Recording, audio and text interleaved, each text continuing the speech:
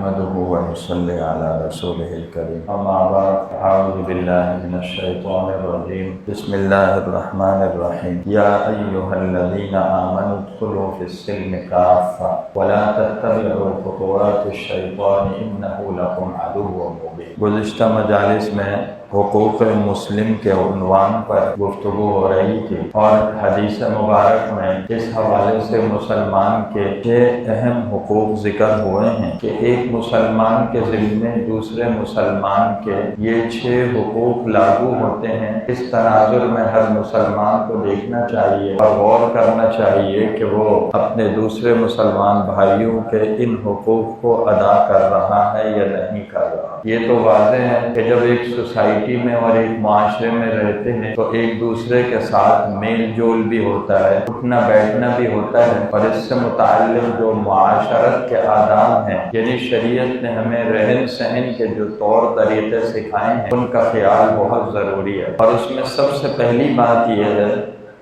اور سب سے بنیادی اور اہم بات یہ ہے کہ ہماری ذات سے کسی مسلمان کو کوئی اذیت اور تکلیف نہ پہنچے۔ ہر وقت ہم میں سے ہر شخص کے یہ ذہن میں بات جمی رہے کہ مجھ سے کوئی ایسا کام، کوئی ایسی بات، بلکہ کوئی ایسی حرکت بھی نہ ہو جو میرے مسلمان بھائی کی دل آزاری کا یا تکلیف کا باعث۔ اس بنیادی بات کو سامنے رکھنے کے بعد اب یہ 6 چیزیں ایسی ہیں کہ ان کا خیال بہت ضروری ہے۔ پہلی بات حدیث شریف میں یہ بتلائی گئی تھی کہ اگر مسلمان سلام کرے تو اس کا جواب دیا جائے۔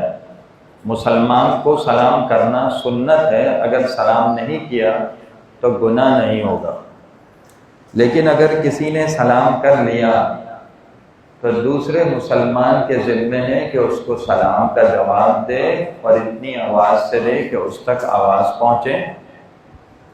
دونوں کا آمنا سامنا ہوا تو سلام کا جواب دے، اگر خط کے ذریعے سلام کیا ہے تو جواب دے، اور اگر کسی کے واسطے سے سلام کہلوایا تو اس سلام کا جواب دے۔ موبائل پر میسج کے ذریعے سلام کہا، چاہے وائس میسج ہو یا ٹیکسٹ کی شکل میں ہو، مضمون کی شکل میں ہو، ہر صورت میں جواب بہر صورت دینا ضروری ہے۔ دوسرا حق مسلمان کا یہ ہے کہ عیادت المریض، اور دوسرے حدیث میں یہ لفظ آئے ہیں یعودہ اذا مرض، اگر مسلمان بیمار ہو تو اس کی عیادت کی جائے، بیمار کی مزاج پرسی کی جائے۔ ہمارے دین میں اللہ تعالیٰ نے دوسرے کے لیے ہمدردی کے اور دوسرے کے لیے خیر خواہی کے جذبات کو عبادت اور ثواب قرار دیا، اور دین یہ چاہتا ہے کہ مسلمان کبھی بھی اپنے آپ کو بلا وجہ تکلیف میں مبتلا نہ کرے، اپنے آپ کو تنہا اور بے یار و مددگار نہ سمجھے، اور کبھی بھی مایوسی کا شکار نہ ہو۔ اس لیے شریعت میں بیماری سے متعلق بھی ہدایات ہیں، اور مریض یعنی جو آدمی بیمار ہو اس کے حوالے سے 2 اہم باتیں آئی ہیں۔ پہلی بات یہ کہ بیماری کو صرف روٹین کا حصہ نہیں بتایا، بلکہ بتایا کہ یہ ایک بہت ثواب کی چیز ہے، اجر کی چیز ہے۔ حدیث پاک میں ہے کہ اللہ تعالیٰ سے عافیت مانگا کرو، صلی اللہ العافیہ۔ اس لیے بیماری، آزمائش، مصیبت کی دعا نہیں کرنی چاہیے، بلکہ اللہ سے ہمیشہ یہ دعا کرے کہ اللہ مجھے بیماریوں سے محفوظ رکھے، اور بیماری ہو تو مجھے شفا دے۔ حضور صلی اللہ علیہ وسلم دعا فرماتے تھے اللہم انی اسألک علما نافعا، یا اللہ آپ سے وہ علم مانگتا ہوں جس سے مجھے نفع ہو، ساری انسانیت کو فائدہ ہو، ورزقا واسعا، ایسا رزق مانگتا ہوں جو کشادہ ہو، وشفاء من کل داء، ہر طرح کی بیماریوں سے شفا مانگتا ہوں، مجھے بیماری میں مبتلا نہ فرمائیں، اگر بیماری ہو تو شفا اور صحت دے دیجیے۔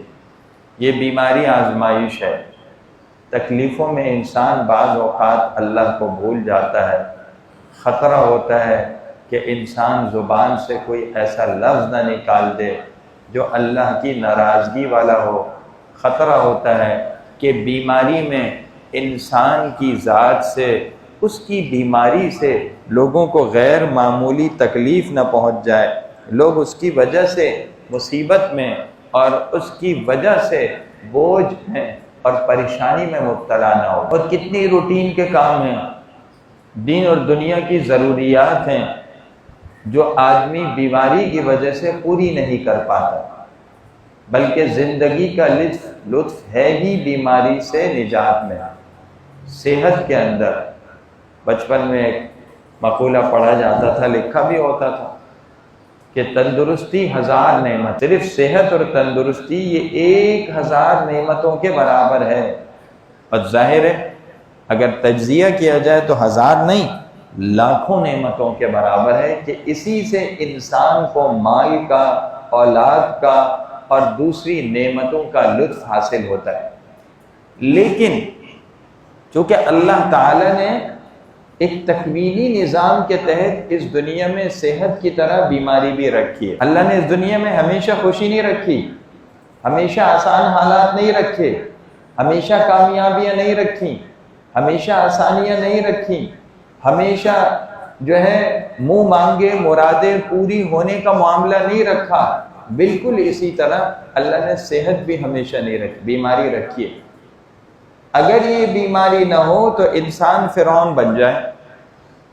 کہتے ہیں کہ فرعون کو کوئی بیماری نہیں ہوئی تھی، بیماری ہوتی ہی نہیں تھی، اور دعویٰ کیا کرتا تھا، انا ربکم الاعلی، سب سے بڑا خدا تو میں ہوں، یہ کہتا تھا۔ تو بیماری سے طبیعت میں عاجزی ہوتی ہے۔ انسان میں جب کمزوری آتی ہے تو اسے اپنی حقیقت کا احساس ہوتا ہے۔ خلق الانسان ضعیفا، اللہ نے کہا انسان کو ہم نے بہت کمزور بنایا ہے، جس کو اپنی طاقت پر، اپنے قد پر اور اپنی توانائی پر، اپنے زور پر بڑا ناز تھا، گھمنڈ تھا۔ جب وہ بستر پہ گرتا ہے، اللہ بچائے، تو اپنی حقیقت کا پتہ چلتا ہے کہ آج 2 قدم بھی سہارے سے نہیں چل سکتا۔ تو اللہ تعالیٰ کی طرف سے اس میں بڑے مصلحتیں ہیں، عبرتیں ہیں۔ یہ اللہ تعالیٰ کے ایک تکوینی نظام کا حصہ ہے۔ پھر مومن کے لیے اس کے اندر اللہ تعالیٰ نے بشارتیں بہت رکھی ہیں۔ حضور کریم صلی اللہ علیہ وسلم ارشاد فرماتے ہیں، بخاری شریف کی روایت کا مضمون ہے کہ مسلمان کو جو بھی چھوٹی یا بڑی تکلیف پہنچے، کوئی مشقت پہنچے، کوئی تھکاوٹ پہنچے، کوئی ٹینشن، کوئی فکر ہو جائے، کوئی غم، کوئی دکھ پہنچ گیا، کوئی حزن افسوس کی بات ہو گئی، کوئی عام تکلیف معمولی سی ہو گئی، حتیٰ کہ دوسری حدیث میں حتی الشوکۃ یشاق، کو ایک کانٹا لگ گیا، اور ایک حدیث میں یہاں تک ہے کہ انسان کوئی چیز رکھتا ہے، وہ بھول جاتا ہے، اس کو تلاش کرتا ہے، اس میں پریشانی ہوتی ہے، تو ان تمام باتوں پر اللہ تعالیٰ کی طرف سے اجر و ثواب کا معاملہ ہوتا ہے، یا اللہ گناہ معاف فرماتے ہیں، یا ثواب لکھتے ہیں، یا درجے بلند کرتے ہیں۔ تو حدیث پاک میں اسی لیے ایک بات ارشاد فرمائی کہ مومن کا معاملہ بڑا عجیب ہے، اس کا ہر حال خیر ہے۔ جب نعمتیں پہنچتی ہیں تو وہ شکر کرتا ہے، یہ نعمت اس کے لیے ثواب کا، اللہ کی رضا کا ذریعہ بن جاتی ہے، یہ نعمت خیر ہو جاتی ہے۔ نعمت میں وہ اللہ کو بھولتا نہیں ہے، اتراتا نہیں ہے۔ اور جب مصیبت پہنچتی ہے تو وہ صبر کرتا ہے، واویلا نہیں کرتا، شور نہیں مچاتا۔ اس طرح یہ مصیبت اس کے لیے خیر بن جاتی ہے، اللہ تعالیٰ کیا معافی کا، مغفرت کا اور اس کی رضا کا ذریعہ بن جاتا ہے۔ تو بیماری ہے آزمائش، اللہ سے عافیت مانگنی چاہیے، لیکن اگر بیماری آئے تو آدمی صبر کرے، یہ سمجھے کہ اللہ کے اس فیصلے میں مصلحت ہے، اس بیماری میں اللہ کی طرف سے جو آئی ہے، اور اس کے علاوہ جس اجر و ثواب کا وعدہ ہے اس پر یقین رکھ۔ یقین بڑی چیز ہے۔ انسان کا جیسا مائنڈ سیٹ ہوتا ہے، جیسے ذہن بن جاتا ہے، ویسے ہی اس کی جو ہے طبیعت بن جاتی ہے۔ جب وہ یہ سمجھے گا کہ اس میں میرے لیے خیر بہتری ہے تو اس کی طبیعت خوش رہے گی، وہ مایوسی کا شکار نہیں ہوگا۔ پھر دوسری بات شریعت نے ایک تو صبر کا حکم دیا، اجر و ثواب بتلایا، یہ تو اس کو کہا ہے کہ تم نے یہ کام کرنا ہے تاکہ بیماری ہلکی ہو جائے، اور دوسری طرف جو اس کے متعلقین ہیں، جو اس کے دوست احباب ہیں، جو اس کے حلقے کے لوگ میل جول والے یا عام مسلمان بھائی ہیں، ان کو کہا کہ تم اس کی عیادت کرو، اس کی تیمارداری کرو، اور فرمایا کہ یہ عیادت کرنا، بیمار کی مزاج پرسی کرنا، اس کی خبرگیری، اس کے حال احوال کرنا، یہ مسلمان کا حق ہے۔ اس لیے کہ جب ایک آدمی بیمار ہوتا ہے تو در حقیقت اندر سے ٹوٹ چکا ہوتا ہے۔ اللہ بچائے اگر بیماری زیادہ بڑی ہو تو بیمار آدمی اس بیماری کی وجہ سے اندر جس کیفیت میں مبتلا ہوتا ہے اس کا دوسرے کو احساس نہیں ہو سکتا۔ اب اسے حوصلہ چاہیے، اسے سہارا چاہیے، اس لیے کہا اس کی عیادت کرو، اس کے پاس جاؤ۔ اور عیادت میں اسی لیے حکم دیا کہ عیادت میں تسلی والی بات کہنی چاہیے۔ حضور صلی اللہ علیہ وسلم جب تشریف لے آتے تو کیا فرماتے؟ لا بأس طہور ان شاء، ارے کوئی ٹینشن کی بات نہیں ہے، لا بأس، کوئی پریشانی کی بات نہیں ہے۔ جیسے ہم دوسرے کو تسلی کے لیے کہتے ہیں بھائی ٹینشن نہ لو، کوئی ایسی بات نہیں ہے، لا بأس طہور انشاءاللہ، یہ بیماری تمہارے لیے گناہوں سے پاکی اور صفائی کا ذریعہ ہے، یہ تو تمہارے لیے رحمت ہے اللہ کی۔ حضور صلی اللہ علیہ وسلم تسلی دے اور تاکید فرماتے کہ عیادت تھوڑی دیر کرو، العیادہ فواق ناقہ، جتنی دیر میں اونٹنی کا دودھ نکالا جاتا ہے تھوڑی دیر، تو اتنی دیر عیادت کرنی چاہیے، بہت زیادہ نہیں بیٹھنا چاہیے ورنہ مریض کو پریشانی ہوگی۔ اور اس سے ایسی بات کرے دل بہلانے کی جس سے اس کی طبیعت میں تسلی اور بشاشت ہے، اور اس کا بڑا اثر ہوتا ہے اور تجربہ ہے کہ معالج اور ڈاکٹر بھی وہ کامیاب ہے جو مریض کو اپنی بات سے، اپنے رویے سے، اپنے طرز عمل سے مطمئن کر، اس کے نسخے سے زیادہ اس کا طرز عمل، اس کا رویہ، اس کی گفتگو، اس کا انداز، اس کے دو میٹھے بول مریض کو تندرستی کے راستے پر ڈال دیتے ہیں۔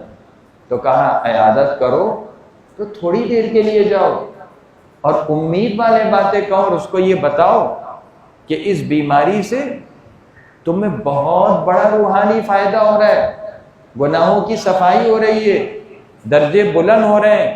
احادیث سے معلوم ہوتا ہے کہ آدمی بیماری کی وجہ سے جو کام نہیں کر پاتا خیر کا، جو کر رہا ہوتا ہے اللہ اس کے کھاتے میں لکھتے رہتے۔ بلکہ اہل اللہ نے تو فرمایا کہ بیماری کی وجہ سے جو طبیعت میں غم پیدا ہوتا ہے، ایک کوڑھن افسوس ہوتا ہے، ہائے مجھ سے کچھ نہیں ہوا، اس غم سے جو ترقی ہوتی ہے وہ بعض اوقات عمل کرنے سے، وہ عبادت کرنے سے نہیں ہوتی۔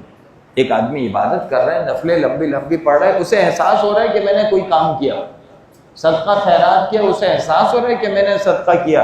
یہ بیمار آدمی جو بستر پر لیٹے ہوا ہے، جو سب کچھ چاہنے کے باوجود کچھ نہیں کر پا رہا، اس کی یہ جو حسرت ہے، اس کے اندر یہ جو کوڑن اور افسوس ہے کہ ہائے میں وہ کام نہیں کر سکا جو پہلے کر رہا تھا، یا فلاں کر رہا تھا میں کر سکتا تھا، اللہ اس حسرت کی وجہ سے ہو سکتا ہے اس کو پہلے سے زیادہ اونچا مقام دے دیں، اس لیے کہ اللہ تعالیٰ کے یہاں دلوں کے حال کو دیکھا جائے۔ اور حدیث سے معلوم ہوتا ہے کہ اللہ تعالیٰ کے مومن کا ایک درجہ طے ہوتا ہے، اور بعض اوقات اس کے اعمال ایسے نہیں ہوتے تو اللہ اسے بیماری اور آزمائشوں میں ڈالتا ہے، یہاں تک کہ اس بیماری اور آزمائش پر صبر کی وجہ سے وہ اس مقام تک، اس درجے تک پہنچ جاتا ہے جس درجے تک وہ اپنے عمل سے نہیں پہنچا۔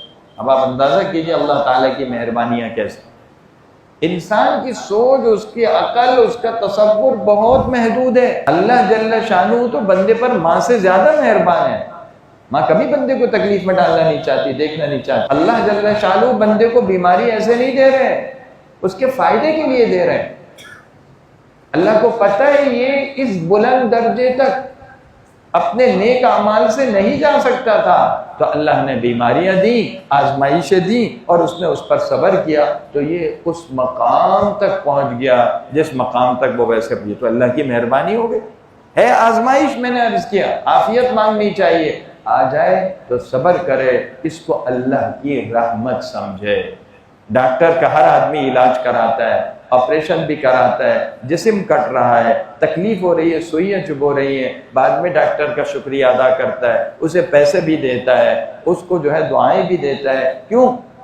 اس نے جو کاٹ پیٹ کی مجھے تکلیف پہنچائی، اس کا مجھے فائدہ ہوا کہ جی میں ایک بڑے کینسر سے بچ گیا، اللہ نہ کرے، ایک بڑے نقصان سے بچ گیا۔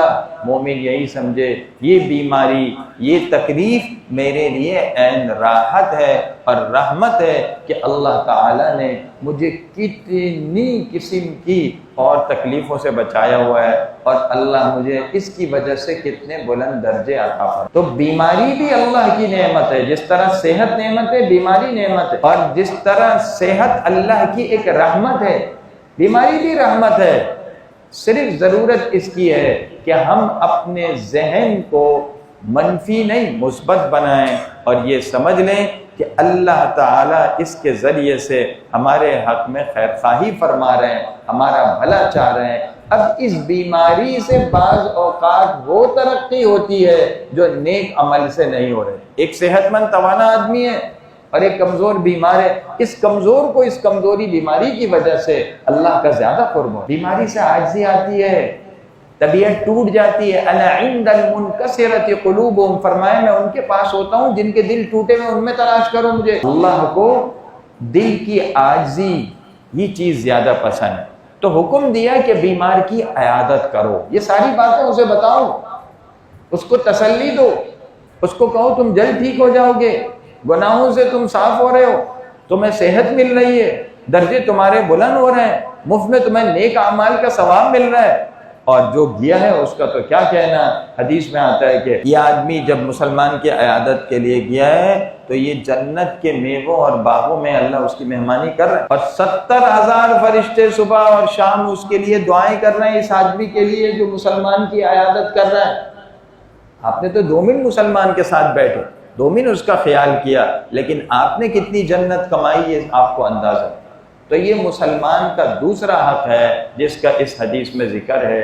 پہلا حق یہ تھا سلام کا جواب دینا ہے، یہ دوسرا حق ہے کہ وہ بیمار ہے تو اس کی خبر گیری کی جائے، اس کی مزاج پرسی کی جائے، اس کے حال احوال لیے جائیں۔ اسلام اس حوالے سے منفرد مذہب۔ اسلام تو دوسروں کو، عام آدمی کو کہتا ہے بھائی اپنے مسلمان بھائی ہونے کے ناطے خیال کرو۔ آج مغرب میں اولڈ ہاؤس بنے ہوئے ہیں، مزاج پرسی کرنے والا، خبر گیری کرنے والا نہ اپنا ہے نہ غیر ہے، تو ایسے گھر بنا دیے العیاذ باللہ، ایسے دربے بنا دیے، ایسے ڈربے کہ جس میں ان بزرگ حضرات کو جو ہمارا سرمایہ ہے، ہمارا اثاثہ ہے اور ہمارے لیے اللہ کی رحمت کا ذریعہ ہے، کہ ان کو وہاں رکھو۔ اب وہ اس پہ ترس رہے ہیں کہ کوئی مجھے آ کے دیکھ جائے، کوئی اپنا مجھ سے 2 میٹھے بول بول لے، غیروں کے بول سے اتنا فائدہ نہیں۔ جب تو اللہ تعالیٰ نے اس لیے احادیث مبارکہ میں حضور صلی اللہ علیہ وسلم نے اس لیے ہمیں مزاج پرسی اور بیمار کی خبر گیری کی تاکید دی ہے، اور یہ دوسرا حق ہے۔ اللہ تعالیٰ ہم سب کو عمل کی توفیق عطا فرمائے۔